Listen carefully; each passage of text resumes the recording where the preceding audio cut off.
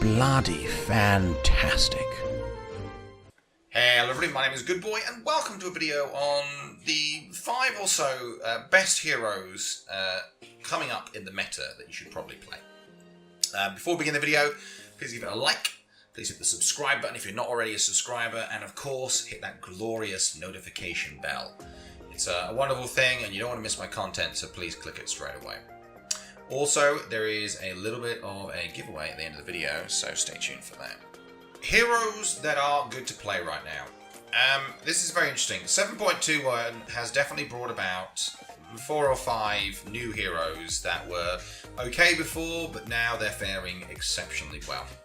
And I'll get into different reasons why. One of them is kind of exactly the same as before, but we'll jump into that. But the meta is definitely shifting, and there are certain heroes which, particularly in the lower skill brackets, are doing very, very well and are well worth playing. So I'm going to break this one down. The first one I'm going to start with actually is kind of in slightly reverse order that I want to do it. But we'll start with Visage. So Visage now currently has literally the best win rate in the game at 60%. That is, and it's holding at 60%, is sort of fluctuating slightly by a few percentage points. So you've got to actually ask the question, looking at the change log, why on earth is that happening? Because if you look at the change log, level 10 talent was reduced from 125 cast range to 100. Level 20 talent was reduced from plus 60 millimeters movement speed to plus 50. And level 20 talent tree was increased from 15 soul assumption damage per charge to plus 20. So besides that level 20 talent tree change, which is a slight buff, is generally the hero has been nerfed, if anything.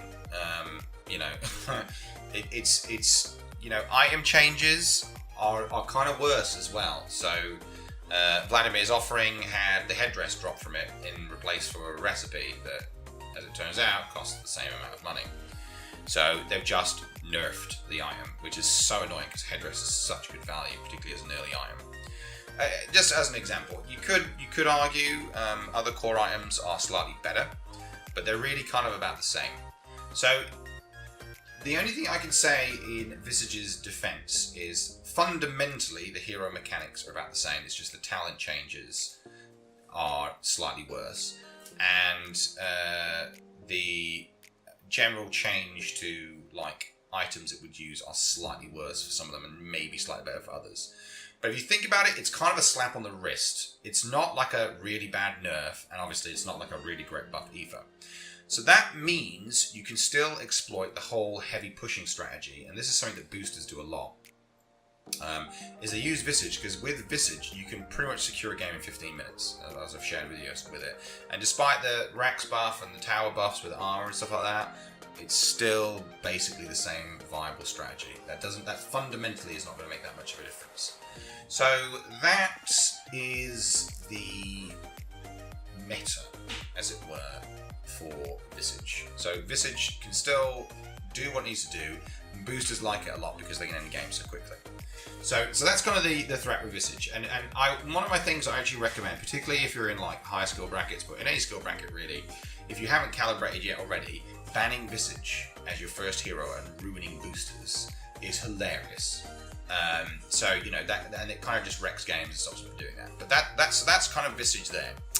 All the other heroes I'm going to get into now in a slightly reverse order have been buffed at least partially in some ways or another, and that's in part as to why they're being so successful.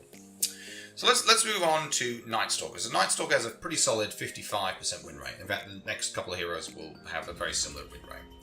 Night Stalker had Hunter in the Night movement speed bonus increase from 20 to 35 to 22 to 40%. They removed Scepter, which doesn't really affect the hero because no one really bought it. The Dark Ascension now provides full unobstructed vision instead of only 990 range. Which is insane, by the way.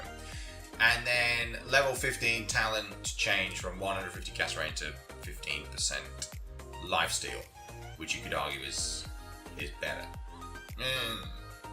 It's kind of this way, that way. So one of the biggest things that we saw, I think it was a couple of TIs ago, I can't remember the exact date, but was Night Stalker was always banned and picked by enemy teams because of the night vision. So being able to approach your enemies and see them before they can see you, which is what Night Stalker effectively provides, was a game-breaking ability, and it just terrified teams because they could get ganked. And the thing with a team fight is if you can initiate really, really effectively and well, which is what Night Stalker can do when he has that kind of unobstructed vision now, that sets you up really nicely to secure kills or avoid a team fight if you need to. It can go one of two ways. So as a tactical piece, I think Night Stalker is probably completely overpowered, and I think not only that, you'll see him flying ahead in the pro scene very considerably, and he'll be draft a lot more with these kind of changes. Generally, the hero is a lot faster, can secure kills much easier, and with the lifesteal, has better sustain in a way. I mean, well, if you decide to pick it, of course. So actually, Night Stalker, I think, even in the pro scene, is going to be pretty insane. And if you're familiar with this hero, definitely worth drafting right now.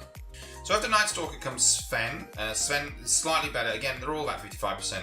These three are all about 55%. But Sven, again, 55% win rate. Saw a lot of things that were, frankly, ridiculous. So base movement speed was increased by 15. So for a hero that struggles with mobility, that's really, really silly. Silly good, but still silly. Warcry's shield health was changed from 110 to 440 to 80 to 170 plus 1.5 to 2.5 your strength. So obviously when he's got his ultimate on, his Warcry shield health is pretty notable, and if he has items, it's even more notable. And then if you have an Omni Knight, giving him even more strength, for example, or a Luna, for example. Again, you can kind of see the things stacking up. In fact, you can probably do a whole team combo based around Sven where you give him the maximum possible strength. It's pretty broken, to be fair. So you know, that in and of itself has a drastic improvement. The Stormhammer cooldown was increased, but only very, very slightly, and again, at max level it was the same. And the damage was indeed reduced, but by the tiniest of margins when you're at your maximum level. Again, in the early parts of the game, that's fine. The biggest buff definitely is the movement speed, and that splashes onto another hero that's doing insanely well as well. But fundamentally, the guy now offers you, you and I suppose your team, as it were, with the Warcry, a huge advantage. A huge advantage that is stronger than ever before, and that with right combos and synergies would work insanely well.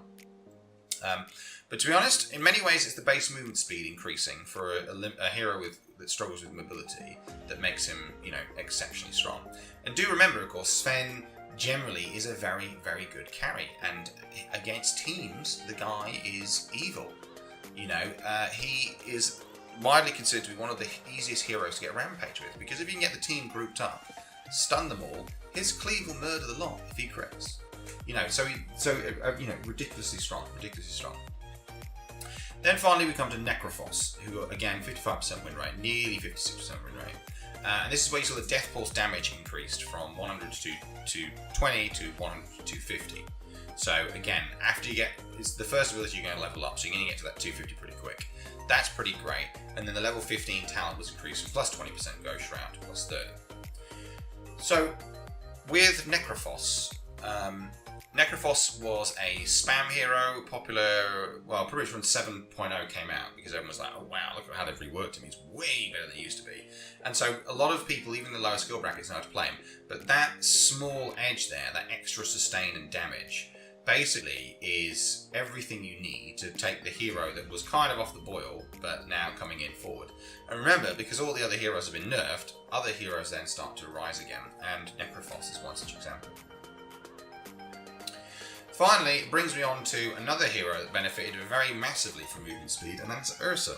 Base movement speed was increased by 15, despite the fact that Furious White's damage was actually nerfed. But here's the thing, it was only nerfed in the early parts of leveling. Once you get Furious White's maxed, it does exactly the same damage it did before. Think about that. Now, Obviously, you're going to level up your Fury Swipes pretty quickly because, obviously it's such an insane ability. But with that movement speed of plus 15, that and also he was a very popular hero generally played anyway, the guy can just turn up, get in your face, and then stack those Fury Swipes. And he's able to do that now because of the movement speed. Now, yeah, fine, they don't do as much damage, but it doesn't matter because he's just going to get more on you. He's generally going to be able to chase you down and hit you more. And that's the thing with Ursa. Fury Swipes, one on their own, is not that great. It's the stack effect. It is the continuous lane harassment effect that makes Ursa ridiculous, frankly. And that is exactly what we're seeing. And so that movement speed buff for both him and Sven is actually completely insane. So that makes him easily, particularly in the pub scene right now, one of the best heroes with a 58% win rate. Everybody, that's kind of a summary there in terms of changes in the impact of movement speed.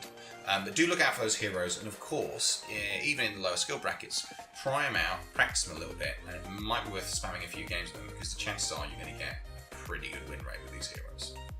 Everybody, thanks so much for watching. There is a link in the description for the giveaway I'm doing. And everybody, thanks so much for watching. Please give the video a like, subscribe, and share. Bye.